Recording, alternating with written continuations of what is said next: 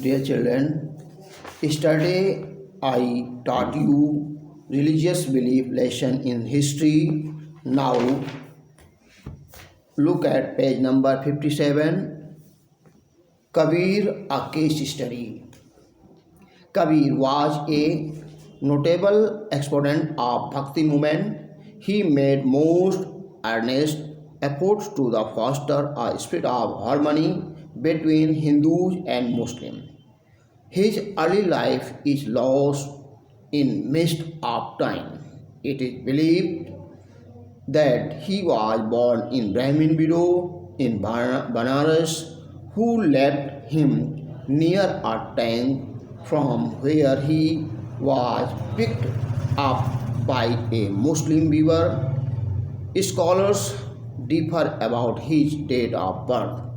It seems almost certain that he lived towards the close of the 15th century.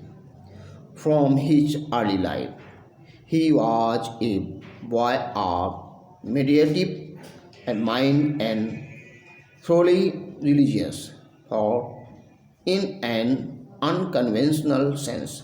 He became a disciple of Ramanan. Kabir did not believe in efficacy of rituals or external formalities, either are Hindus or Islam. To him, the true means of salvation was bhajan or devotional worship, together with the freedom of the soul from all insincerity, hypocrisy, and cruelty. Now, see Sufi.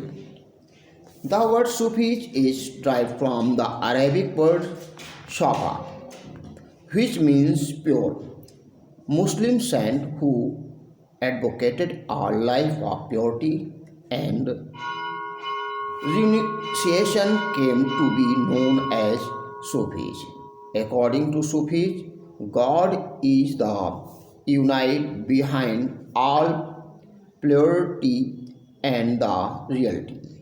Its doctrine was propounded by Shaykh Moinuddin Ibn Arabi 1165-1240.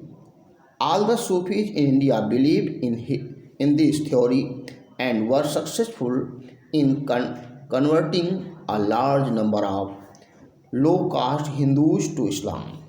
They also laid the foundation of the Urdu language, which later became a medium of intercourse between them and the Indian people. They looked like Indian sadhus in some of their practice and behavior. Dada Ganj Bakas is considered the founder of Sufi cult in India. Sufi Silsila orders. Sufis were organized into various silsilas, religious order. Their doctrines were not common. These Sufis order were named after the founder of the particular order in India. Chishti, Sohrawardi, and Naqshbandi are the three oldest Sufi orders. Each Sufi order had a Khanqa hermitage. Devotees of all religions came to these Khanqas to seek the blessing of the saint to whom many people attributed miraculous power. They believed that they could cure illnesses and predict the future. Music and dance sessions called Shama were also held in the Khanqa. Poems composed by the saint and their disciples were recited here. According to Abul Fazl, there were 14 Sufi orders in India during the 15th century. First, Chishti order. It was founded by Khwaja Moinuddin Chishti in Heart. It arrived in India with the Khwaja Moinuddin Chishti, who came to India with Muhammad of Ghazni in 1161. He later settled at Ajmer. This order became very popular in India. Both Hindus and Muslims became its followers. Baba Farid, Bhaktiar Kaki, Nizamuddin Auliya, and Sheikh Salim Chishti were famous Sufis of this order. Akbar was devotee of Sheikh Salim Chishti and built his tomb at Fatehpur Sikri, Ajmer, and Delhi are big center of Chishti order in India. Sohrawardi. It was founded by Sheikh Shihabuddin Sohrawardi 1145-1234. In India, this order arrived with Sheikh Bahuddin Zakaria Sohrawardi, a disciple of Sheikh Shihabuddin. It became popular in Sindh and Multan, now in Pakistan. Sheikh Shihabuddin did not believe in modesty and asceticism. He led a luxurious life and followed the rules of the Islam. He took a keen interest in politics and mixed only with the elite and influential people. He expected land and gift from the Sultan. Firdausi and Sadri orders were offshoot of the Sohrawardi order and active in Bengal.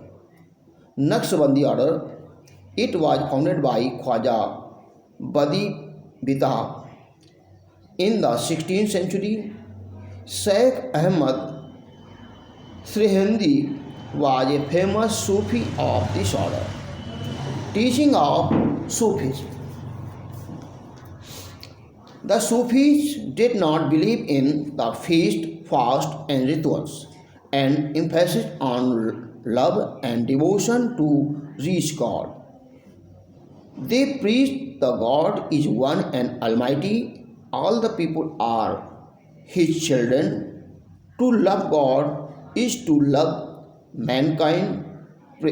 Prayers, fast, and rituals are not as important as the true love for God. Devotional music is one way of coming closer to God. People should follow the teaching of a Peer who is like a Guru of the Hindus. Caste or creed is no barrier and there is no need to convert. The Sufis led the spread of Islam and Muslim culture in India. Their concept of equality and brotherhood attracted the lower classes of Hindus who had been suppressed for long. Thanks.